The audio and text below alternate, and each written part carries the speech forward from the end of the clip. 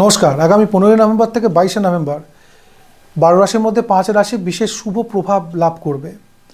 তার আগে জেনে নেওয়া দরকার যে এই রাশিফল বা ট্রানজিট ফল 100% আপনাদের জীবনে নাও মিলতে পারে, কারণ আপনাদের জীবনের ব্যক্তিগত হরোস্কোপে গ্রহদের বলবত্তা, গ্রহ সংযোগ, বর্তমান দশা অন্তর্দশা, নবতারা, স্বর্ণালী, অষ্টবর্গ সব মিলিত ফল যদি ট্রানজিটকে ট্যালি করে তবেই মিলবে।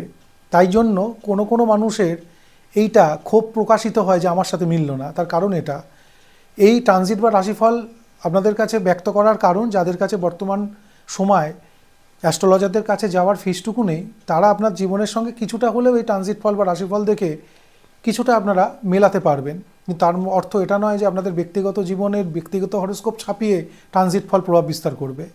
আমাদের আগামী 15 থেকে 22 তারিখের মধ্যে নভেম্বরের 16 তারিখে রবি তুলা থেকে বৃশ্চিকে যাবে, যে তুলাতে অলরেডি শুক্র রয়েছে বসে এবং বৃশ্চিকে বসে রয়েছে মঙ্গল আর বুধ। এবং 17 তারিখে কন্যা রাশি থেকে তুলাতে চন্দ্র আসবে, যেখানে শুক্র চন্দ্র সংযোগ হবে এবং 17, 18, 19 চন্দ্র তুলায় থাকবে, 20, 21 বৃশ্চিকে চন্দ্র থাকবে এবং 22 তারিখে ধনুতে চন্দ্র শিফট করবে। এই যে রাশির সমাবেশ, তার মধ্যে কর্কটে উচ্চস্থ বৃহস্পতি, কুম্ভতে রাহু, সিংহতে কেতু এবং মীনে রয়েছে শনি।